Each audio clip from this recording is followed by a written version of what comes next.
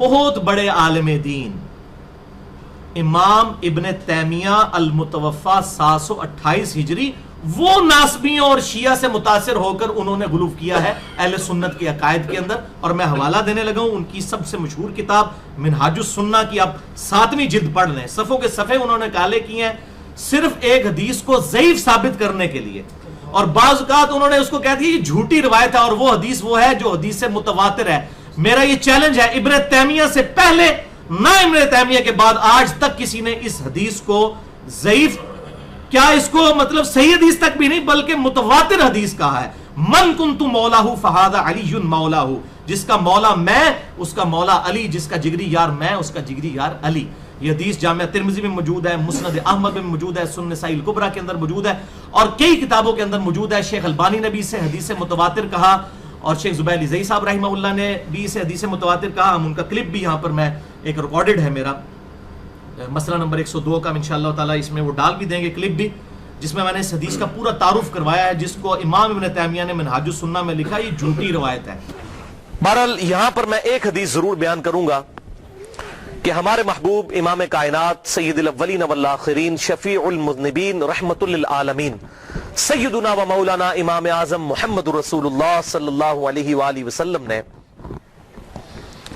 اپنی وفات سے تقریباً 2.5 سے 3 مہینے پہلے ایک خطبہ دیا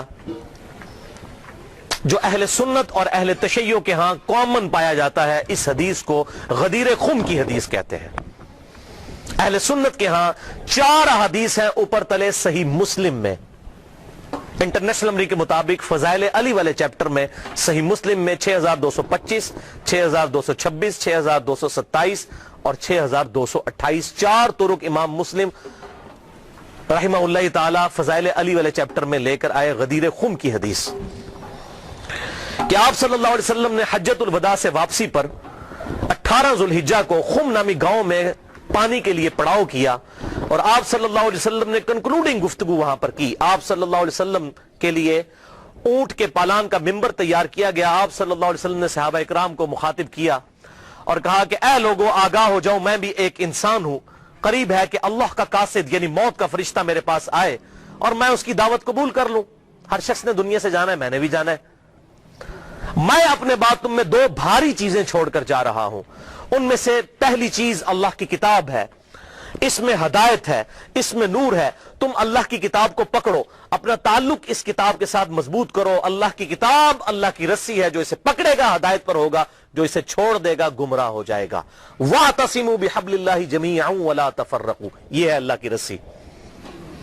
اور پھر زید ابن ارقم کہتے رہے آپ صلی اللہ علیہ وسلم ہمیں ترغیب دلاتے رہے اللہ کی کتاب اللہ کی کتاب اللہ کی کتاب. اس کے بعد آپ صلی اللہ علیہ وسلم نے ارشاد فرمایا دوسری چیز بھاری چیز میرے اہل بیت ہیں. میں اپنے اہل بیت کے معاملے میں تمہیں اللہ کا خوف دلاتا ہوں، میں اپنے اہل بیت کے معاملے میں تمہیں اللہ کا خوف دلاتا ہوں، میں اپنے اہل بیت کے معاملے میں تمہیں اللہ کا خوف دلاتا ہوں. لیکن امت نہیں ڈری. اور یہ حدیث ہے صحیح مسلم میں، جو اہل سنت کے بڑے بڑے علماء کو بھی نہیں پتا کہ صحیح مسلم میں یہ 4 حدیثیں ہیں. کیوں؟ ان کو وہ حدیث بتائی جاتی ہے جو ہماری مین سٹریم کی کتابوں میں بھی نہیں ہے، باہر ہے المستدرک للحاکم میں. اس سے بہت کمزور درجے کی روایت ہے، حسن درجے کی ہے، اس سے بہت کمزور ہے وہ. یہ تو مسلم کی حدیث ہے. انٹرنیشنل نمبر کے مطابق المستدرک للحاکم میں کتاب العلم چیپٹر میں 318 نمبر حدیث کہ میں اپنے بعد 2 ایسی چیزیں چھوڑ کر جا رہا ہوں جن کو مضبوطی سے پکڑ لوگے کبھی گمراہ نہیں ہوگے. ایک اللہ کی کتاب اور دوسرے اس کے رسول صلی اللہ علیہ وسلم کی سنت. یہ حجۃ الوداع پر آپ نے فرمایا تھا، لیکن یہ اس کے بھی بعد کا خطبہ ہے، اس کو بھی سپر سیڈ کرنے والا جو صحیح مسلم میں ہے کہ کتاب اللہ کو پکڑنا اور اہل بیت کے معاملے میں اللہ سے ڈراتا ہوں، ان کے ساتھ حسن سلوک کرنا. لیکن امت نے اہل بیت کا وہ حشر کیا کہ کسی نبی کی امت نے اپنے نبی کے ماننے والوں کے ساتھ یہ نہیں کیا. کافروں نے ضرور کیا، لیکن یہ ایک یونیک مثال ہے کہ مسلمانوں نے جو نمازوں میں اللہم صلی علی محمد وعلی آل محمد پڑھتے رہے اور آل محمد ذبح کر دی. یہ درود شریف کس منہ سے پڑھتے ہیں؟ والعیاذ باللہ تعالی. تو آپ صلی اللہ علیہ وسلم نے فرمایا کہ میں اپنے اہل بیت کے معاملے میں تمہیں اللہ سے ڈراتا ہوں. اور باقی کتابوں میں یہ حدیث پھر اس سے بھی آگے چلتی ہے صحیح سند کے ساتھ. جامعہ ترمذی میں 3713، مسند امام احمد میں 19321، سنن نسائی الکبریٰ میں 8478 اور امام ابن ابی عاصم کی کتاب السنہ میں 1158 نمبر. یہ 4 میں نے حوالے دے دی ہیں. یہ حدیث آگے بھی چلتی ہے اور شیخ البانی رحمہ اللہ نے اپنے سلسلہ احادیث صحیحہ میں 1750 نمبر حدیث کے اندر یہی احادیث کے کم از کم 22 طرق لیے 22 صحابہ سے اور کہا کہ حدیث متواترہ ہے غدیر خم کی حدیث.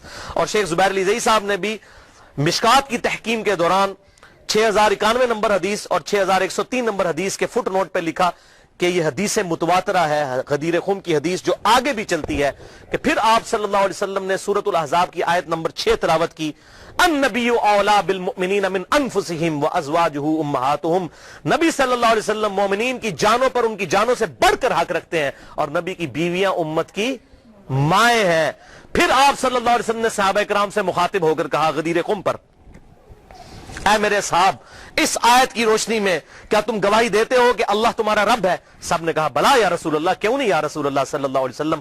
پھر آپ صلی اللہ علیہ وسلم نے فرمایا کہ کیا تم اللہ اور اس کے رسول کو سب سے بڑھ کر محبوب رکھتے ہو اس آیت کے تحت؟ سب نے کہا یا رسول اللہ کیوں نہیں. پھر آپ صلی اللہ علیہ وسلم نے مولا علی کا ہاتھ پکڑا وہاں پر غدیر خم پہ اور یوں صحابہ کے درمیان بلند کیا.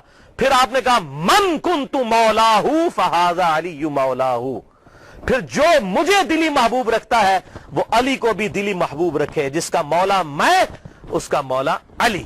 اور پھر اسی حالت میں آپ نے فرمایا اے اللہ اس سے محبت رکھ جو علی سے محبت رکھے، اس سے بغض رکھ جو علی سے بغض رکھے. اس موقع پر آپ صلی اللہ علیہ وسلم نے ارشاد فرمایا.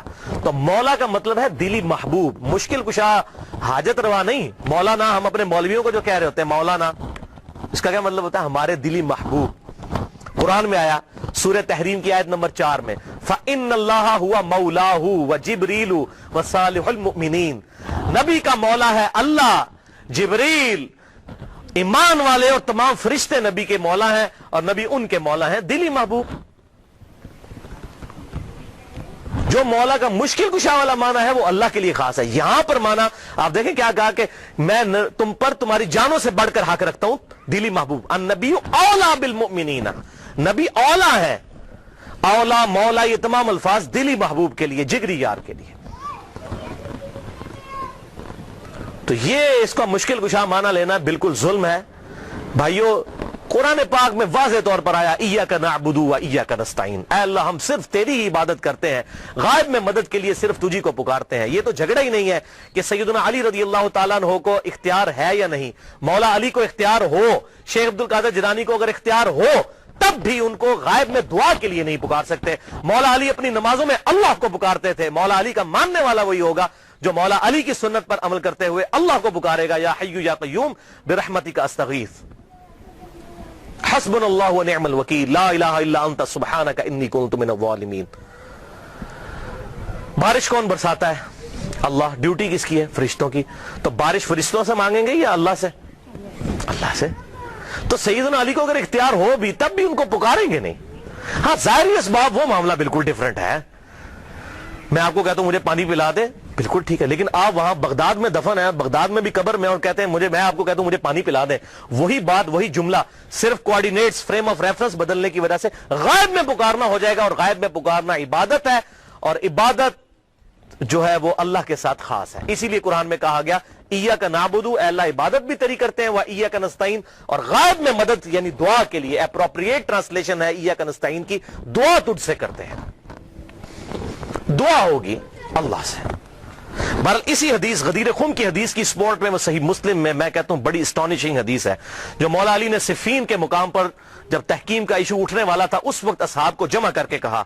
صحیح مسلم انٹرنیشنل نمبرنگ کے مطابق 240 نمبر حدیث، اور امام مسلم اسے کتاب الایمان والے چیپٹر کے اندر لے کر آئے ہیں کہ سیدنا علی نے کہا کہ اس ذات کی قسم کہ جس نے دانے کو پھاڑ کر اس میں سے اناج اگایا اور تمام مخلوقات کو پیدا کیا، نبی امی صلی اللہ علیہ وسلم نے مجھ سے یہ عہد لیا تھا کہ علی سے محبت نہیں رکھے گا مگر مومن اور علی سے بغض نہیں رکھے گا مگر منافق. محبت علی از دا لٹمس ٹیسٹ آف ایمان. آج کسی کو چیک کرنا ہے کہ مومن ہے یا منافق ہے، دیکھ لیں مولا علی کی محبت ہے تو مومن ہے اور مولا علی کا بغض ہے تو پکا منافق ہے. یہ شیعہ سنی کا مسئلہ ہی نہیں ہے، یہ تو بات ہی بہت آگے چلی گئی ہے. صحیح مسلم کتاب الایمان 240 نمبر حدیث کہ علی سے محبت نہیں رکھے گا مگر مومن، علی سے بغض نہیں رکھے گا مگر منافق.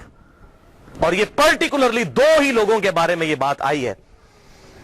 بخاری اور مسلم میں دوسرے انصار کے بارے میں آیا کہ انصار سے صرف مومن ہی محبت رکھیں گے اور انصار سے صرف بغض منافق ہی رکھیں گے. اور آپ دیکھ لیں انصار کے ساتھ واقعہ حرہ میں یزید نے جو کچھ کیا، قتل عام ان کا، اور یہاں پر مولا علی کے خلاف جو لوگ کھڑے ہوئے ان کے معاملات بھی بالکل سامنے ہیں. لہٰذا یہ جو غدیر خم کا خطبہ ہے آپ صلی اللہ علیہ وسلم نے خم نامی گاؤں میں کیوں دیا، اس کی ایک ٹیکنیکل ریزن ہے.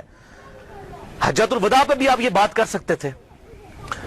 آپ نے خم نامی گاؤں میں اس لیے خطبہ دیا کہ اس موقع کے اوپر سب لوگ جا چکے تھے سوائے اہل شام کے اور اہل مدینہ کے، اور یہی بدبخت شامی تھے جو بعد میں مولا علی کے خلاف صفین میں کھڑے ہوئے. حضور ان کو ڈرا رہے تھے. اور دیکھیں اس کے بعد کیا ہو سکتا ہے، من کنت مولاہ فہذا علی مولاہ، بات ہی کچھ نہیں رہ جاتی. اور اہل مدینہ میں بھی ایسے لوگ شامل، پھر اہل مدینہ کے اوپر ظلم بھی ہوئے. آپ صلی اللہ علیہ وسلم نے پہلے ان کو خبردار کر دیا. یہ تھی اس کی حکمت، اور آنے والے وقت کے بارے میں اشارہ تھا کہ یہ معاملات ان کے ساتھ ہوں گے.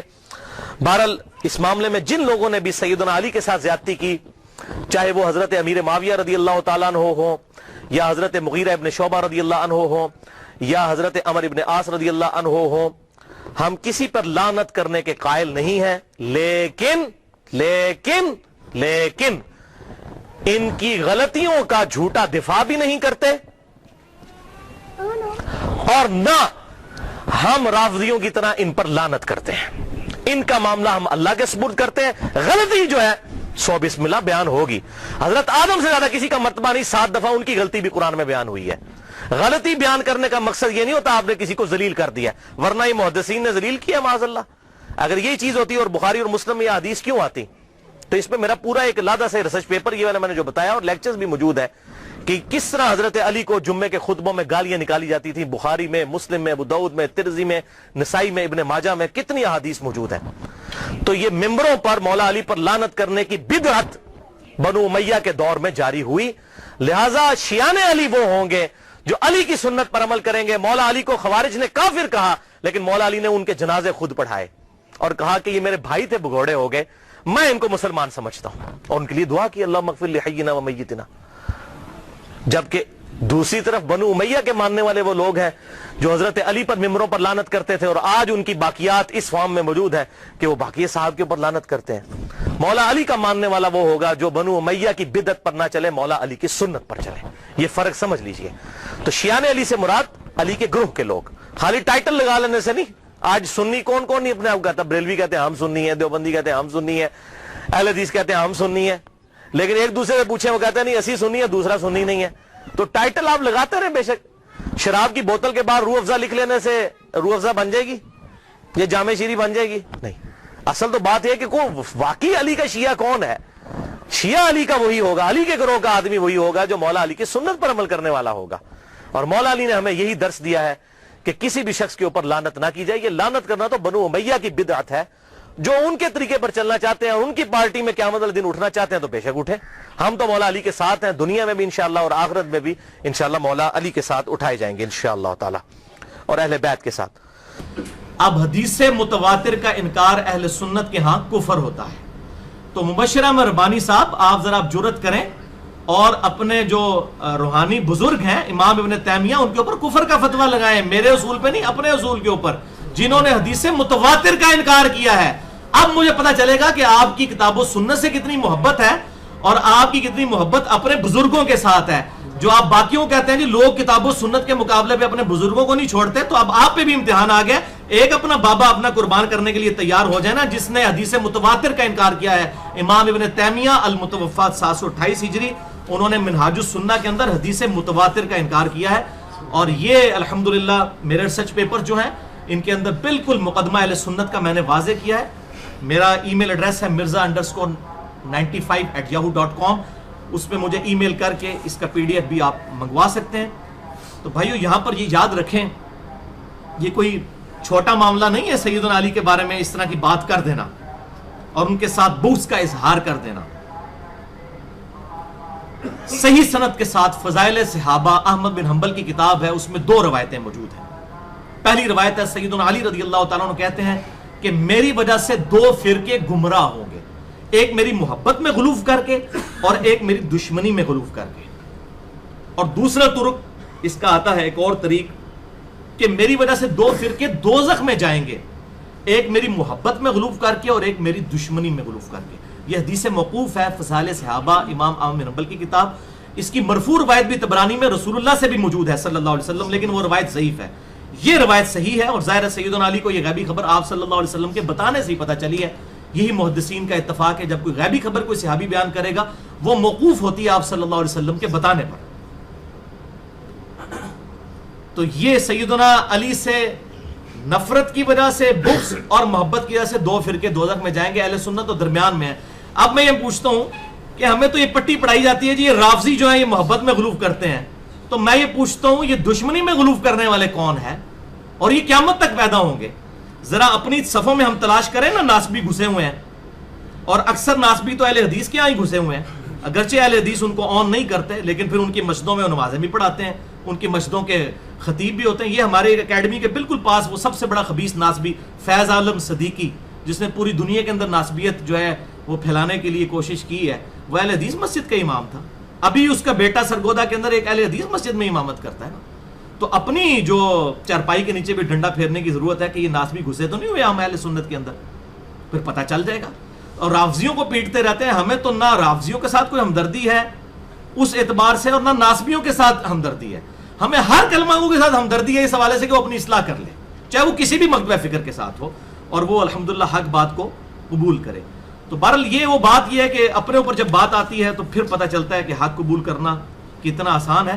تو میں الحمدللہ مسئلہ نمبر 102 کا ویڈیو کلپ بھی اس میں ڈال دوں گا، جس میں میں نے حدیث غدیر خم، حدیث متواتر، اہل سنت اہل تشیع کے درمیان جو کامن ہے، من کنت مولاہ فہذا علی مولاہ، اس کی پوری تحقیق میں اس میں انشاءاللہ تعالی بیان کر دوں گا۔ اس کے بعد مبشر احمد ربانی صاحب کے اوپر ہے، وہ حق بات قبول کرتے ہیں یا نہیں کرتے۔ ہم زبردستی تو حق گھول کے نہیں کسے پلا سکتے، تو یہ علم کا میدان ہے۔ مبشر صاحب یہ سنیں اور آپ کو پتہ چلے کہ حق کس چیز کا نام ہے اور حق پرستی کس چیز کا نام ہے۔